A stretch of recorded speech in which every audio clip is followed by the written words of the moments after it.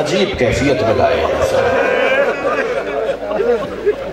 بڑا جگر ہے جناب ام فروا کا، حضرت قاسم کی مادر گرامی امام حسن کی زوجہ کا بڑا جگر ہے۔ سیدانی نہیں ہے بی بی، بنی ہاشم سے نہیں ہے ام فروا، لیکن ایسا تیار کیا ہے اپنے مجاہد کو۔ جب شب عاشور حضرت قاسم سے ام فروا کہہ رہی تھی بیٹا میں غیر خاندان کی ہوں، کہیں کل تمہاری قربانی میں کوئی کمی نہ رہ جائے تو لوگ بولیں گے کہ یہ غیر خاندان کی تھی، ماں کی تربیت کا اثر ہے۔ تو امام حسین سنتے ہوئے جا رہے تھے تو امام نے اپنے آپ سے کہا اے ام فروا تمہاری قربانی تو کربلا میں سب سے منفرد ہے، تمہاری قربانی جیسی تو کسی کی قربانی نہیں ہوگی۔ عزیزارو دو لاشیں پامال ہوئے ہیں نا، دو بدن پامال ہوئے ہیں، ایک شہادت کے بعد ایک شہادت سے پہلے۔ امام حسین کا بدن شہادت کے بعد پامال ہوا ہے، آپ رو رہے ہیں نا، اور جناب قاسم کا بدن شہادت سے پہلے پامال ہے۔ آوازیں دیتے رہے چچا مدد کیجئے گا۔ کربلا کے میدان میں دھول اڑ رہی تھی، دشمن یہ سمجھا کہ حسین اپنے بھتیجے کی مدد کے لیے جنگ پر اتر آئے ہیں، تو یہاں کے گھوڑے وہاں دوڑ رہے تھے، وہاں کے گھوڑے وہاں دوڑ رہے تھے، اور ایک آواز بار بار آ رہی تھی چچا بچائیے، اے چاچا حسین بچائیے۔ جب گرد چھٹی ہے اور حسین نے آواز دی قاسم مجھے پکارو کہاں ہو، تو ایک مرتبہ قریب سے ہی آواز آئی چچا میں آپ کے پاس ہوں۔ حسین زمین پر بیٹھے، قاسم کی روح نکل رہی تھی، اپنے بھتیجے کی پیشانی کا بوسہ لیا، اور جیسے ہی چچا نے بوسہ لیا حضرت قاسم کی روح پرواز کر گئی۔ تو اس وقت بیٹھ کر مرثیہ پڑھا قاسم تمہارے چچا کے لیے بڑا گراں ہے، تم مدد کے لیے پکارو اور تمہارا چچا تمہاری مدد نہ کر سکے، اجرکم اللہ۔ عزادارو کیسے اٹھایا ہے لاشا، اس کا بیان بڑا مشکل ہے۔ دو روایتیں لکھی ہیں رونے والوں، دو روایتیں لکھی ہیں۔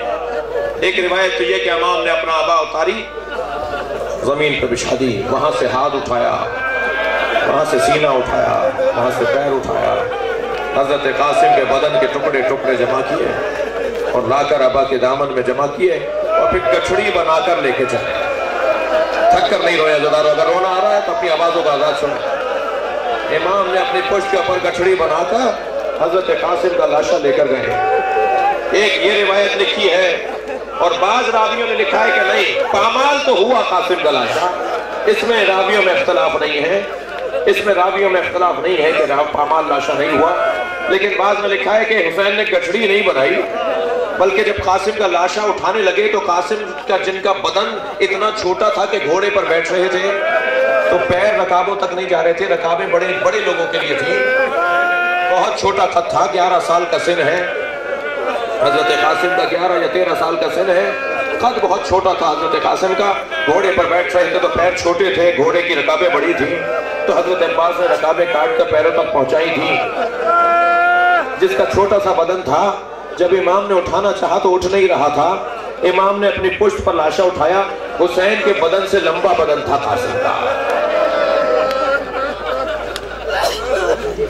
تھوڑی دوڑ گئے، لے کر آئے حضرت امام حسین حضرت قاسم کا لاشا، جہاں لاشیں لا لا کر لٹا رہے تھے جسے گنج شہیدہ کہتے ہیں، وہاں امام حسین نے قاسم کا لاشا لا کے لٹا دیا، اور جناب زینب کو دیکھ کر فرمانے لگے بہن زینب اس کی ماں کو بلا کے لاؤ۔ ان بیویوں میں حضرت ام فروا نہیں تھی، جناب زینب گئی ہیں حضرت ام فروا کے خیمے میں تو بیوی اپنے خیمے میں نہیں ملی، برابر والے خیمے میں دیکھا نہیں ملی، تو ایک بیوی کی آواز آئی، جب قاسم کی شہادت کی خبر آئی تھی تو ام فروا خیمے کی پشت پر گئی تھی۔ اب جو جناب زینب اپنے خیمے کی پشت پر جا کر دیکھا، کیا دیکھا؟ پیشانی سجدے میں ہے اور مادر قاسم تسبیح پڑھ رہی ہے، شکرن شکرا حقاً حقا، یا اللہ تیرا شکر ہے تو نے میری قربانی کو قبول کر لیا، اجرکم اللہ۔ آواز دی جناب زینب نے بھابی حسین بلا رہے ہیں، قاسم کا لاشا لے کر آئے ہیں، اجرکم اللہ۔ اٹھی جناب ام فروا سجدے سے آ کر بیٹھی ہیں اس جانب جہاں لاشے رکھے ہیں۔ امام نے کہا بھابی ادھر آ کر دیکھیے، ایک جانب قاسم کا لاشا رکھا تھا، اب اللہ کسی ماں کو ایسا لاشا نہ دکھائے. اللہ اکبر. اللہ کسی ماں کو ایسا لاشا, اس کے بچے کا لاشا نہ دکھائے. امام نے فرمایا ذرا اس جانب آئیے. جناب ام فروا نے اپنے بچے کے لاشے کو دیکھا, پامال لاشا ہے. بیٹھ گئی اپنے بچے کے لاشے کے قریب, فرمان لگی بھائی حسین مجھے اس کا خون بھرا کرتا دے دیجئے, مجھے اس کا خون بھرا کرتا دے دیجئے. امام ایک دکھیا ماں کا مطالبہ سنتے ہیں. امام نے نہیں کہا بھائی بھابھی اس کرتے کا کیا کریں گی, یہ تو تار تار ہو گیا, یہ تو چاک چاک ہو گیا, گھوڑوں کے دوڑنے سے یہ کرتا تو چاک چاک ہو گیا, بھابھی اس پھٹے ہوئے اس چاک کرتے کا کیا کریں گی. امام حسین نے ایک دکھیا ماں کے سوال پر کوئی جواب نہیں دیا. کچھ دیر کے بعد امام حسین نے وہ خون بھرا کرتا جو حضرت قاسم نے پہنا ہوا تھا وہ لا کر جناب ام فروا کو دے دیا. بی بی نے اسے اپنی گٹھڑی میں رکھ لیا. جب عزادار و عصر عاشورہ کے بعد شام غریبہ سے پہلے خیمے لوٹے گئے, تبرکات لوٹے گئے, خیمے جلائے گئے, نہ جانے کیا کیا چیزیں کہاں کہاں چلی گئیں. لیکن جب یہ قافلہ شام پہنچا, شام میں زندان میں رہا, زندان سے رہائی ملی تو امام سجاد نے مطالبہ کیا تھا کہ ہماری چیزیں واپس کرو. تو بہت ساری چیزیں واپس آئیں. رو رہے ہیں نا حضرات. تو ایک گٹھڑی, بڑی گٹھڑی لا کر زندان شام کے وسط میں رکھ دی گئی. جناب زینب نے گٹھڑی کھولی تو چادریں دکھائی دیں. ایک چادر کو دیکھ کر کہا بھابھی ام فروا آپ کی چادر آ گئی. ایک چادر کو دیکھ کر کہا بہن ام کلثوم تمہاری چادر آ گئی.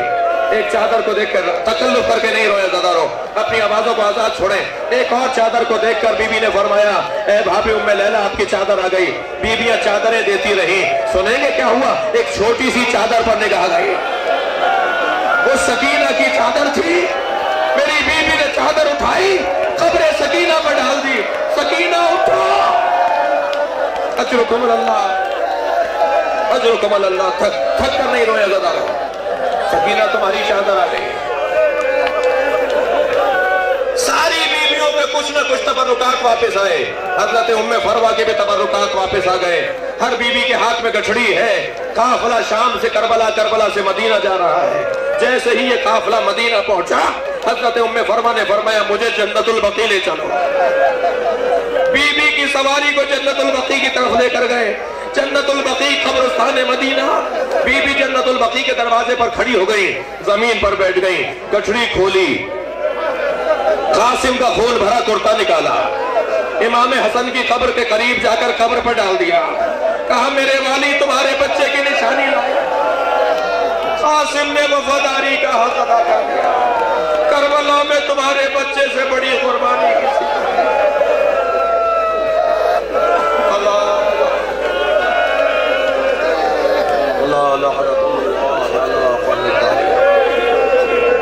وَسَيَعْلَمُ الَّذِينَ ظَلَمُوا أَيَّ مُنْقَلَبٍ يَنْقَلِبُونَ. یا اللہ, یا اللہ, یا اللہ, ان نمازوں پر رحمت نازل فرما. ان رونے والوں کی توفیقات میں اضافہ فرما. بانی مجلس عزا کے رزق میں, عزت میں اضافہ فرما. پروردگارہ اس شہر پر اپنی برکتیں نازل فرما.